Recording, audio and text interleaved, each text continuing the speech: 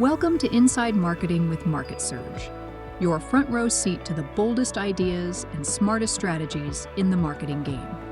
Your host is Reed Hansen, Chief Growth Officer at MarketSurge.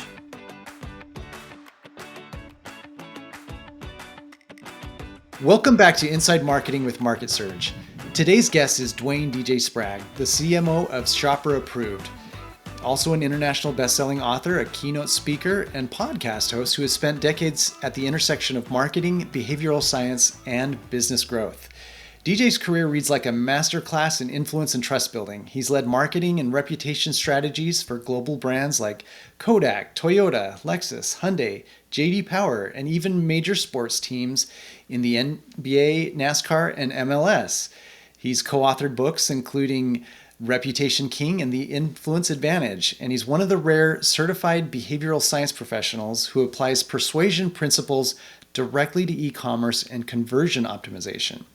At Shopper Approved, I can't talk today, DJ helps websites increase revenue by up to 7.5 times through reviews, trust signals, and customer feedback systems that maximize visibility and conversions. Today, we're going to dig into how trust fuels growth. DJ, I'm so excited that you're here, and I hope you feel welcome today. Thank you for the wonderful introduction, Reed. I should take you everywhere I go. Really excited to be, talking about my passion, reputation management, and behavioral science, which really do go hand in hand. Well, there's a lot of great content about you online, and so it was not hard to find some great accomplishments you've had. So working with so many big brands, from professional sports to Toyota, Lexus, and others, what has been the through line in your career that has helped you focus onto reputation and behavioral science? That's a good question. I started out in business-to-business sales, enterprise sales specifically, with Eastman Kodak out of law school. I went to law school and didn't become a lawyer. But in any case, that then led into advertising, marketing, public relations. So I've done everything from sales to advertising, marketing, public relations on the agency and client side. Worked for an agency, started my own agency, actually 3 different agencies. And what I really found, the common thread was credibility, authority, and reputation. So let's just talk about advertising, for example. Yeah, please. The reason advertising works is because it creates awareness, name recognition, brand recognition. And subconsciously, whether the human brain acknowledges it or not, it's that repetition of being aware of the brand that creates the credibility and the trust. Well, a big part of that trust building and that authority is your reputation. How do people talk about you online, offline, in conversations, on social media, in actual ratings and reviews? What are people saying? What's the conversation? What's the sentiment around your brand? Good, positive, negative, neutral, right? Specifically, what are some of the attributes they're saying about your brand? And so this all comes into reputation management. Where and how do you appear online in the various review platforms, in social media, X, etc.? And there's a whole industry around sentiment analysis and what they call online listening, which is basically culling all of your brand mentions, wherever they are, press releases, articles, social media, reviews, and pulling those into an aggregated report and analysis of how many mentions, where mentions are going up or down, what's the sentiment of those mentions. Why? Because that is a very accurate predictor of your future growth, success, profitability, and competitiveness. If you're trending down in sentiment, people are feeling more negative than positive, or people are talking about you more frequently in more positive ways, you can predict with pretty good accuracy that your sales are going to go up, your margins are going to go up, and your market penetration is going to go up. So this whole idea behind listening to what people are saying and how they're talking about you is part and parcel to reputation management and ratings and reviews. So I'll give you a quick story how I got so infatuated with this. I was hired as the new CMO of a big national franchise. In fact, it was the largest franchise in its category in the country, multi-billion-dollar franchise. And they had bad online reviews. Their average rating was in the ones, and sales were trending down. Applications, traffic, everything was trending down. And so I wanted to get to the bottom of this. And I started to do a lot of surveys, a lot of focus groups, and a lot of research into the customers, the people that shopped but didn't buy, the people that shopped and got approved but didn't buy, to find out what is going on here. And what it came down to was the reviews. People were seeing more negative than positive, and that was turning people off. So I looked into the review process. How are we collecting those reviews? Where are those reviews being displayed? And long story short, the system was faulty because they were only putting the reviews on the company website. And all of these negative reviews were showing up in third-party open review platforms that the brand was not managing and controlling. And as we all know, unfortunately, it's the upset customers, which are the minority of pretty much any brand, that are leaving these negative reviews because they're mad. They have a thorn in their side. They're upset. They have a bone to pick, right? So I'm going to go and bombast this company on all these review platforms. Well, if you're not collecting reviews proactively from the majority of your customers, you're not going to be able to counterbalance those negative reviews. So what I did was put together a process, a system, et cetera, to collect more reviews and distribute those in more places. And literally within months, actually, we increased revenue by 19%, Wow. which is tremendous for a multi-billion-dollar brand. That's a lot of money. And so I just kept at it, and it just got better and better. And I actually started writing a book about the power of online reputation management and how that can literally make or break a brand. And Scott Brandley, the founder and CEO of Shopper Approved, and I had lunch one day because of a mutual acquaintance. And I told him about this book that I started writing. And we immediately decided we had to work together. And ultimately, we co-authored this book, Reputation King, together. And this became the first and only book ever written about the online reputation management space, specifically for e-commerce. And so we became the experts in e-commerce reputation management. Fantastic. Well, among your accolades is you are a certified behavioral science professional. Now, obviously, behavioral science is a topic that I think can be applied to a lot of different kinds of businesses and even within the business, different lines of business. How does that training shape the way you approach marketing conversions as you do? Yeah. Everything is looked at through the lens of behavioral science and how the mind makes decisions. Because as Daniel Kahneman pointed out in his famous book, Thinking Fast and Slow, and he was a Nobel Prize winner, genius. He won his Nobel Prize in behavioral economics. What he found in his vast research, and others have also found in their independent research, that 95% or more of decisions are made in the subconscious mind. The way it works is we make the decision subconsciously based on credibility, authority, popularity, what my tribe is buying or liking or talking about, the frequency in which we are exposed to that brand, which of course creates trust and comfort. And then we justify that with logic. If so, the story I always like to tell, having been in the automotive space for over 2 decades, is that people buy the Mercedes on emotion, right? The prestige, the fact that when they roll in with the Mercedes star on the hood, it says something about them. But they justify it on logic. It's safe, great resale value, right? So they justify it on these logical points, but really the purchase is made emotionally. And we have to understand that the mind is overwhelmed with decisions every single day. Depending on the study you look at, it's thousands of decisions, small and large, that have to be made every single day. What do I have for breakfast? Do I make this phone call? You name it, right? Right. thousands of decisions.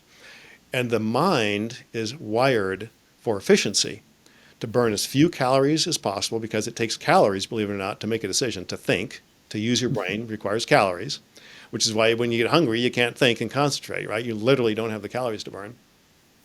So the mind is wired for efficiency, and it's going to make decisions as quickly and efficiently as possible to reserve those calories and that capacity to make the really big, important decisions.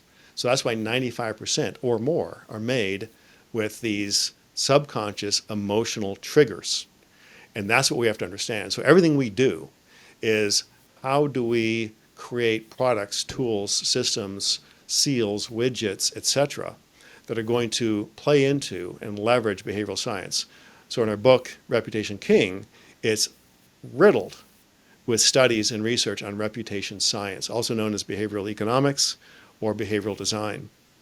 And the great Robert Cialdini, Dr. Robert Cialdini, wrote the famous book Influence, which is the most popular book on behavioral design ever written. Sold millions and millions, tens of millions of copies, became an international bestseller.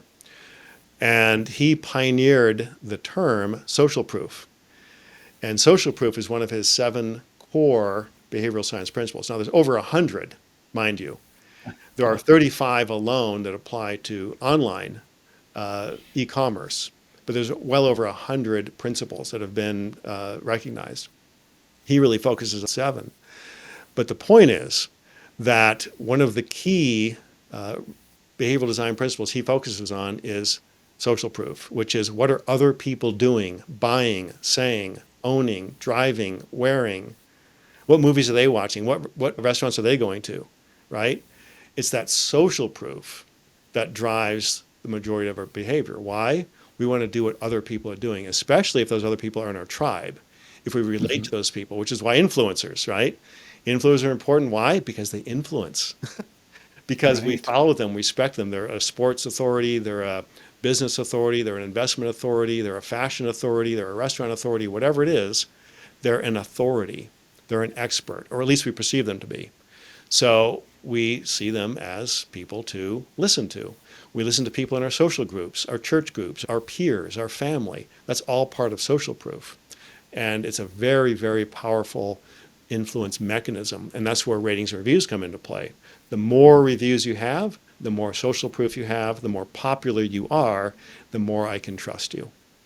Does that ring true? It does. Yeah, it does. And I love the kind of methodical way that you explained it. Given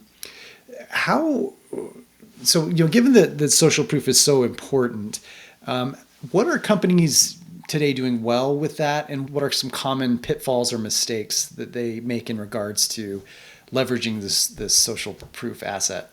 Yeah. And again, we talk a lot in our book, which we'll give free to your audience. But what are they doing well?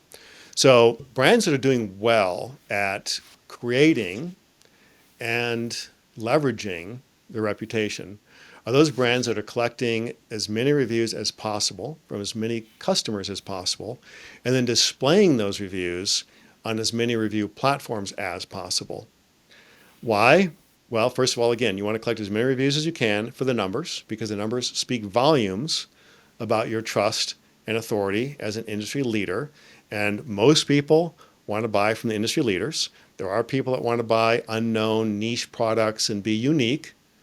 But again, the vast majority, because of decision-making shortcuts and ease of making a decision, they just buy what's popular. What's everybody else buying, right? Right. Okay, so there's that. And then there's making sure that you're collecting and syndicating reviews to the right review platforms. So if you're in the automotive space, you have to have reviews on DealerRater. You have to have reviews on J.D. Power. You have to have reviews on your website and, of course, the popular sites as well that are general sites. But there are industry-specific sites. If you're in the travel industry, you have to have reviews where? Not Travelers. TripAdvisor.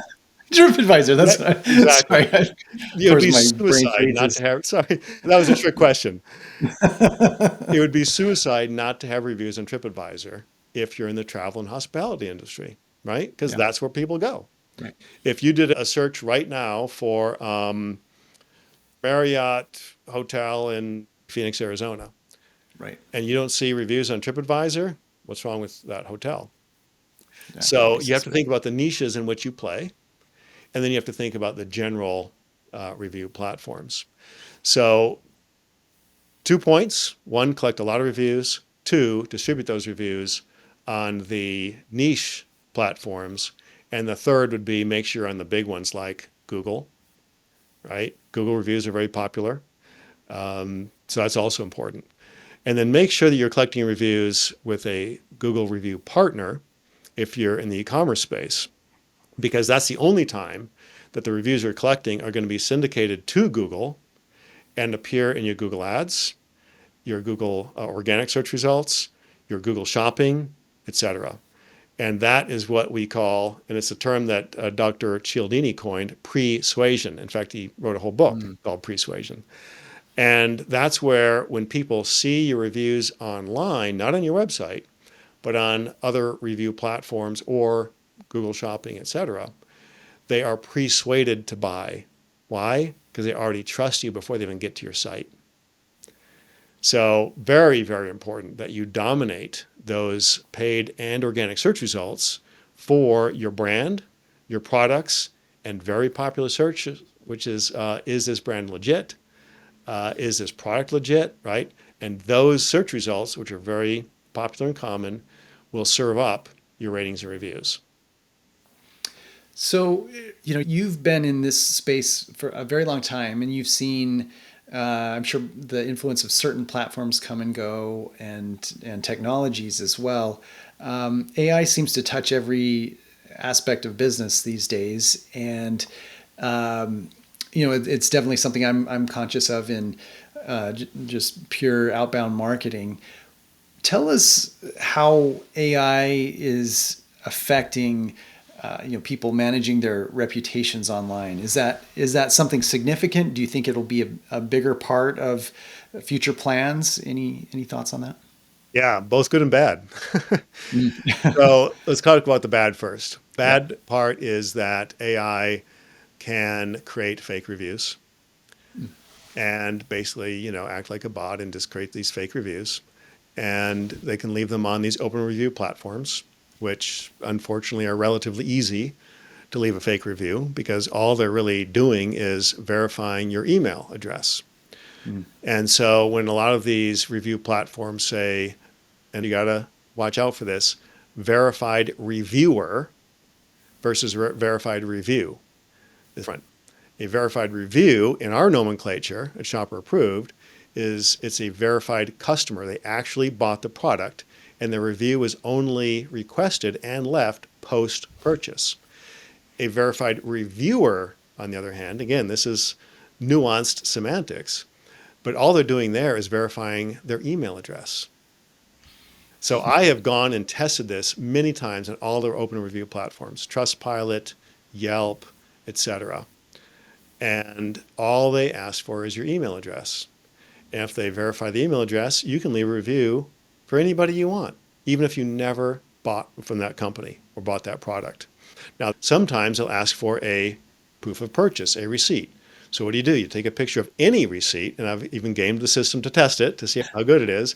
Took a picture of a receipt that did not have the product on it that I bought, uploaded it, and they said, "Oh, congratulations, your review is approved."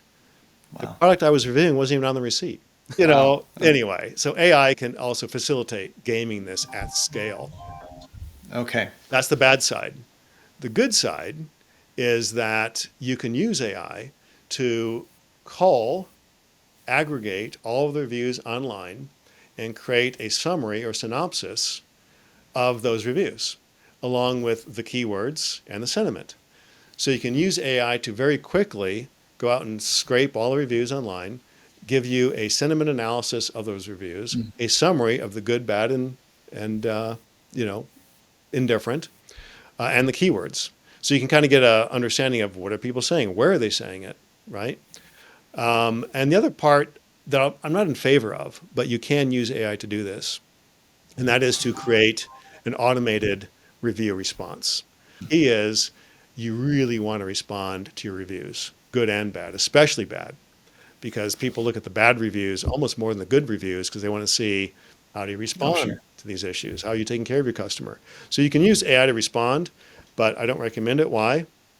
Because A, it often sounds canned and repetitive, and you can Right. kind of see the pattern, and then people are like, okay, whatever. The brand isn't really listening. They're not really responding. They don't really care. They're using a cheap, easy way out. So it can do more damage than good. And B, you as the brand, whether you're the brand manager, the product manager, the CEO, the founder, whatever, you don't really understand what the public's saying because you're not responding to the reviews. You're not reading the reviews to respond to the Right. reviews. So you're not really closing the loop. You're not really using the reviews as a feedback mechanism to understand how to get better. And that's one of the reasons reviews are so powerful and why everybody should be collecting them. But if you're not doing that, you're just doing it to collect reviews, but not Hmm. really delving into what people are saying, how's that going to improve your business? Yeah. Yeah, no, that's a great point. And I imagine that you've probably thought through some of the ethics about this. I've heard a rumor that many of these sites are subject to manipulation by the companies themselves to artificially boost their ratings. You just described how easy that could potentially be. How do you ensure, as a business, that you don't overplay the value of this and push people like employees to manipulate these kinds of ratings and actually look for sincere feedback and opportunities to improve? Yeah. Yeah. Really, really good question. Unfortunately, there's a platform out there that rates the company and the CEO and the management. Mm. It starts with open. Hmm. Yeah, right. Um, and they literally, when you pay as a subscriber, then they will send emails to all of your employees asking for positive reviews about the brand, the CEO, the management, et cetera. Mm. They're gaming the system. That's just one. There are many. Hmm. But they all have an algorithm. And let's just take the one that starts with a Y, very popular. If you are paying for that subscription, that membership to that review platform, their algorithm will boost the positive reviews and bury, put less weight on the negative reviews. Mm. So you can come in as a non-paying customer, and let's say there are 500 reviews about your company on that platform, and you come in as a non-paying customer and you have a 2.7. Suddenly, upon paying, you have a 4.6. Ah. And all they did was switch the algorithm. They put more weight on the positive and less weight on the negative. The minute Mm. you stop paying, what happens? It reverts back. Okay. The other thing is with a lot of these platforms, you can delete any review you just don't like. They didn't leave me a good review, I delete it. It's called review gating. Mm. And we talk a lot that in the book too. The thing about review gating, that is, it's very manipulative and it's really just pay to play. You can pay to delete whatever review you want, and you can pay to collect reviews from only those people you want to collect reviews from, and you can pay to have the positive reviews boosted, the negative reviews devalued in the algorithm. And we don't play that game. Every review goes live automatically. You can't gate it, you can't manipulate it, you can't delete it unless it's a fake review. Clearly, they didn't buy from you, or it's profanity, or they're calling you out personally. You blah, blah, blah, blah, blah, blah, right? So those can be removed. But if it's an honest, critical, negative review, and they actually bought from you, it is what it is. But here's the good news. Statistically, the vast majority of your customers are happy. And if you ask every customer to leave a review, statistically, you're going to get not only a lot more reviews, but you're going to get a lot more positive reviews. Our average client has a 4.6, 4.8 star rating, not because it's manipulated, not because they're gaming it, not because they're removing or deleting negative reviews, not because they're only asking for reviews from happy clients, but because they're asking reviews from everyone. And if you're a good brand, you're going to have good reviews, by and large. Statistically, you're going to have more positive than negative. And so that's how that works. We decided to take the high road, the ethical road, And we are a Google and Bing review partner, which means we have to play by their rules, which means you can't delete the reviews. You can't gate the reviews. You can't just selectively display the reviews you like and selectively bury the reviews you don't like. So that's how we play the game. The game can be manipulated, and again, we show that in the book, how the game can be gamed and how it can be used ethically in your favor. Yeah.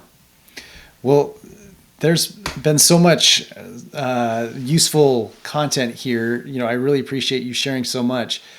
DJ, if people would like to either work with you, read your book, or follow you as you produce more content, where are the best places for them to find you? Well, you can go to reputationking.com and you can learn more about our book. Immediately download the audio and digital version of the book. Thank you. You can also follow me on LinkedIn. You can find me at DJ Sprague or Dwayne Sprague, either one, or Dwayne DJ Sprague. And you can follow me there as well. Well, thank you so much. And I appreciate this generous gift to the audience. I've started reading the book as well. You sent me a nice copy and I love it. I mean, I feel like we were already off to a great start, and I think there's just a lot of wisdom here. And this is probably an aspect of marketing and branding that we just don't talk about nearly enough. That it's kind of like a low-hanging fruit and a lot of opportunity. So your reputation is the most important thing about your brand. Yeah. And that's why after decades of being in the industry, I realized if there's one small hinge that will swing a big door, it's your reputation. Yeah. Well, thank you. Thank you. And I look forward to following this and finishing the book and learning more. I would really like to put this into practice. Thank you so much, DJ. Appreciate it. Want to stay ahead of what's actually working in marketing right now? Head over to MarketSurge.io and see how we're helping businesses grow smarter, faster, and louder. That's MarketSurge.io, because your next breakthrough shouldn't be a guess.